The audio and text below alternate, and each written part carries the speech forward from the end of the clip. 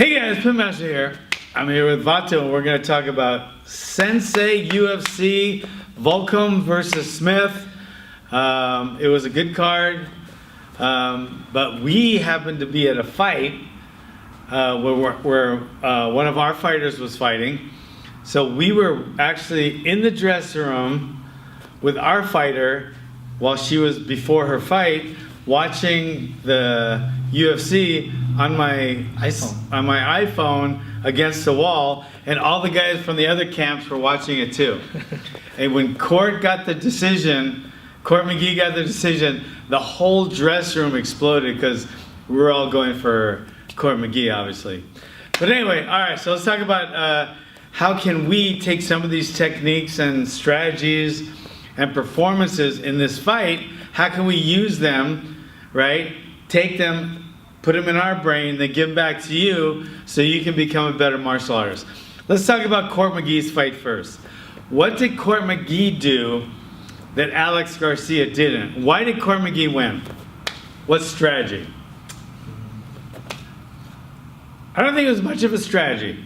I'll tell you why I think Court McGee won and what you can do in your training to get the same results. Court McGee is probably the hardest physically training guy I know. Conditioning. He pushes his conditioning. And that is very important in an MMA fight or in a street fight. Because in either one, it takes a lot of power, strength, agility, and cardio. And a street fight, believe it or not, much more than a cage fight. Because the adrenaline is so high. Why do you think that adrenaline is so much higher in a street fight as opposed to a cage fight? In a street fight opposed to a cage fight? Yeah, why do you think the adrenaline is... In other words, you'll get exhausted in a street fight within 10, 15 seconds. In a cage fight, sometimes you can go 15 minutes, 25 minutes, right?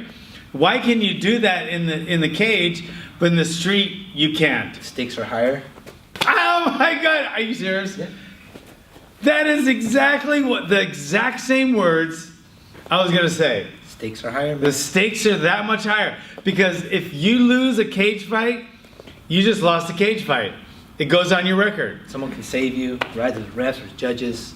In the street, you might die. Nobody's gonna stop it. If you get knocked down, they're gonna start soccer kicking your head until you're dead because of the adrenaline and because people out there are evil. There are evil people in the street that will jump you, stick a knife in your liver. Never know who's got a weapon. You never know, just to take your watch.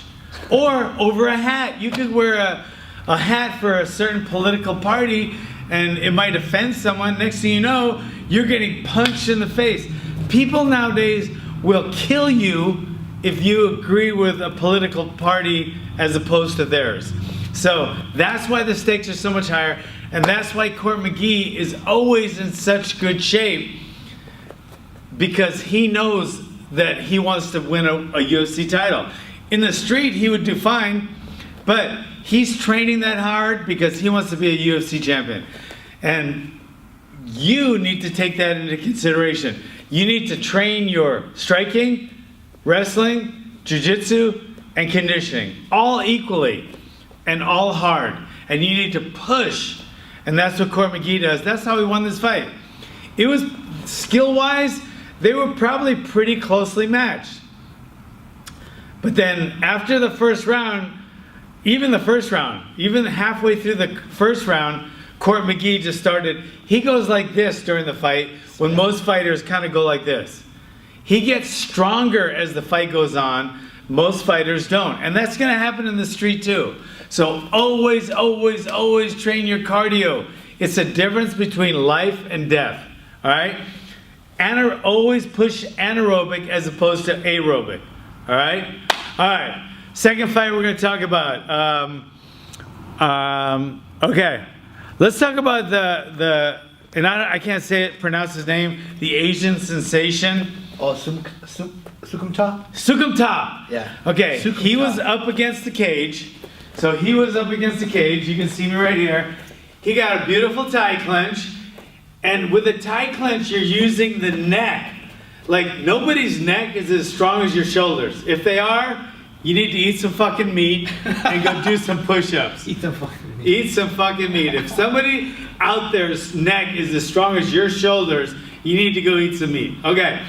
But what you're doing with the tie clinch is you're controlling their body by their neck with your shoulders. And your shoulders are always going to be stronger than their neck. Very important when you do a tie clinch. It doesn't matter how your hands are. You could do it like Vanderlei Silva if you want, or you could do it with a gable grip, or no grip at all, no hands at all, because this is the way the Thais do it, because they don't have fingers in their gloves.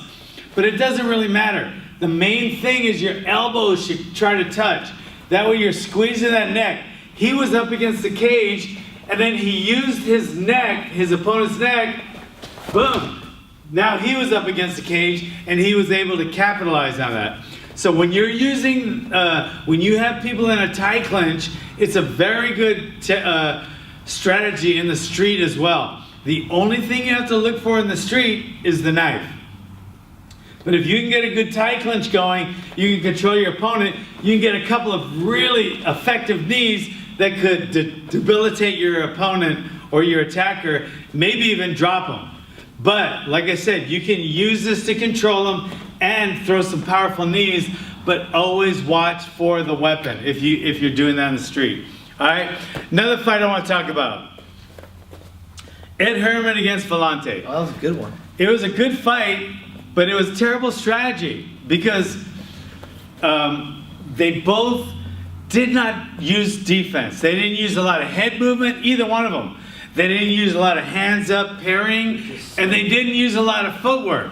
All things that you need to consider when you're working your offense and, defense. They seem to get very tired conditioning. Their conditioning wasn't great, but you got to admit, they didn't have any defense, so they threw. So what you need to remember during a fight is your chin stays down, your hands stay up, but you'll also move your feet and your head. All they did was swing. So, neither one of them is like complete knockout punchers, and they both were really tired. But if you fight that way against, if you fought that way against Mike Tyson, you'd be knocked out like that. So to beat certain guys, you always have to assume that they have a knockout punch. Maybe you'll find out differently, but you always have to assume they do, and move your head, keep your hands up and your chin down, and laterally move. Okay? What? That's a tweet. Always assume they have a knockout punch. Okay? Remember that, guys. All right. So, last fight we're going to talk about was... Volkan versus Smith. No, we're going to talk about Artem versus... Michael Johnson. Michael. Okay. Lowball. Okay. Bing, let me tell you about what Artem does. He has this hands down strategy, which was a non-strategy. There are times where you should keep your hands down. But when you're fighting someone like Michael Smith and you're within his punching range, is not the time. Okay? Some of the greatest fighters out there use their hand down strategy, and it works really well for them. I don't think they're being showboat. Okay? A lot of people don't like it because it's showboating. But I don't think it is all the time. Sometimes it is, maybe. But what it does is it entices your opponent in. It's like you're setting a trap. So a lot of people, like Roy Jones, he would set the trap by dropping his hands. And when people see your hands dropping, they see that chin. And sometimes they get overzealous in their attack, and that they become less defensive because they want to hit you so bad because your hands are down, they think they can get to your chin. It's right there. So it's a great strategy if you want to counter. Sometimes they keep their hands down like Anderson Silva did in a lot of his fights, except against Chris Weidman. But it worked for him most of his career. So you can counter with your hands down, and you get your opponent to rush in, and they become less defensive, and they become more vulnerable. So like if I put my hand down here and he came rushing in, you know, I might have a hook waiting for him, or even a right hand. You've seen like Roy Jones has done that a lot of times. Even McGregor does it. Like he'll drop his hands and then all of a sudden the guy, you know, drops his guard for a second and you're able to capitalize on it. Artem wasn't doing that. He just had his hands down, he was getting hit, and then he was just swinging. But he does that all the time, though. Maybe that's why he has a losing record. Could be, right? So maybe that strategy is not really working for him. I know he's in the UFC, but he actually has more losses on his record than wins. That's lopsided. That's like buying a house that's upside down. It just doesn't make any sense. So that's that strategy, which didn't work for Michael Johnson. Michael Johnson definitely won that fight. His hands were up a lot more. But if you guys want to use that hands down strategy, make it a strategy. Have a plan. Don't just put your hands down and the only plan is going to get hit in the face. So that's not a good plan, guys. If you want to sucker someone in once in a while, yeah, drop your hand and then come back with a hook when they're rushing in, or even a right hand. But don't just drop your hands to get punched in the face, all right? That is our Sensei UFC. Check out my podcast, Pitmaster and the Doc. It's on the same YouTube channel. And thanks for coming.